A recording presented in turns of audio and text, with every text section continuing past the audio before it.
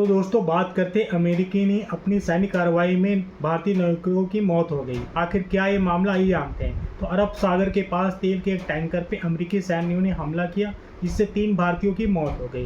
भारत ने इस घटना में अमेरिका के सामने कड़ा विरोध दर्ज कराया है। सवाल यह है कि आखिर ऐसा क्यों हुआ? क्या एक व्यापारिक जहाज अमेरिका की कार्रवाई का निशाना बन गया? क्या यह सिर्फ एक सैन्य ऑपरेशन था या इसका पीछे ईरान और अमेरिका की कुछ कहानी अलग ही बात करती है? तो बात करते हैं जून 2026 में ओमान के पास चल रहे काफ़ी तनाव के बाद अमेरिकी सेना ने पावल ध्वज नाम के एक टैंकर MT सेंटबेलो पे कार्रवाई करी है। अमेरिकी सेंट कमांड ने यह दावा करा है कि जहाज कथित रूप से ईरान से जुड़े हुए तेल परिवहन अमेरिकी नाकेबंदी सीमा का उल्लंघन में शामिल था। अमेरिकी सेना के अनुसार जहाज को कई चेतावनियां दिए गए थे, लेकिन उनके निर्देशों का पालन नहीं किया गया। इसके बाद उन्होंने जवाबी कार्रवाई करी। ठीक है, जहाज में कुल 28 चालक दल थे, जिसमें 24 भारतीय थे। हमले के बाद 21 भारतीय नाविकों को बचा लिया गया है, लेकिन 3 भारतीय नाविकों की मृत्यु हो गई, जिनमें मृतकों की पहचान आदित्य शर्मा, शिवानंद चौरसिया और पटनलाला सुरेश है।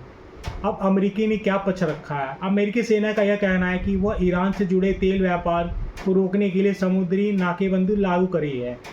सेंटकॉम के अनुसार जहाज ने कई चेतावनियां को नजरअंदाज करके अपनी पहचान और गतिविधि को स्पष्ट नहीं करा। इसी कारण अमेरिकी ने सैन्य कार्रवाई करी।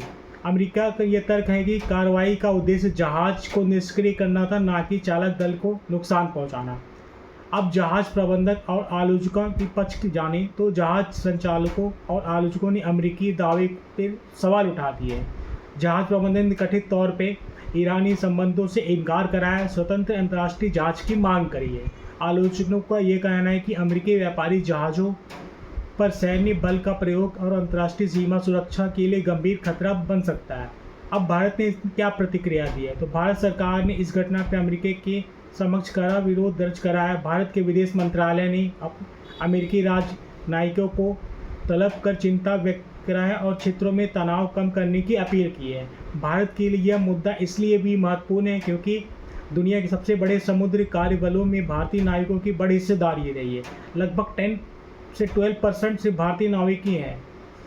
तो लाखों भारतीय समुद्री परिवहन उद्योग में कार्यरत हैं।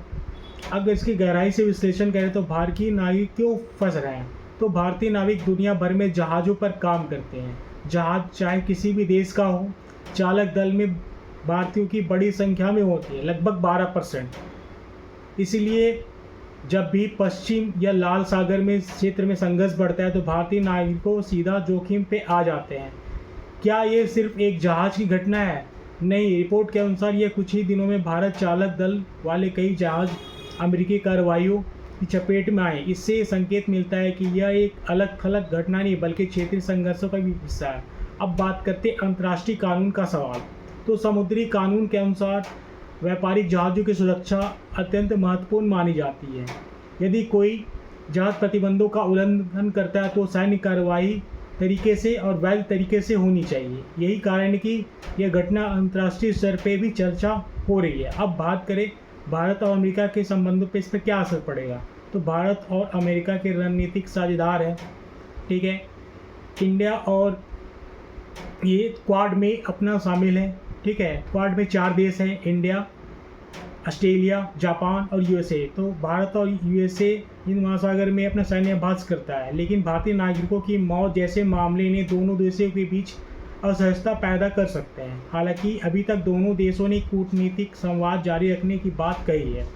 तो बात करते हैं ओमान के पास ये जो तेल टैंकर पे अमेरिकी कार्रवाई ने 3 भारतीयों की मौत हो गई। यह केवल एक समुद्री दुर्घटना नहीं या सैन्य घटना नहीं है, बल्कि पश्चिम एशिया में बढ़ते तनाव और अमेरिका ईरान की संघर्ष और वैश्विक ऊर्जा राजनीति और भारतीय नागरिकों की सुरक्षा से सबसे बड़ा मुद्दा बन गया। आने वाले दिन में यह देखना महत्वपूर्ण होगा कि इस मामले की स्वतंत्र जांच होती है या भविष्य में भारतीय नागरिकों की सुरक्षा के लिए नए कदम उठाए जाते हैं।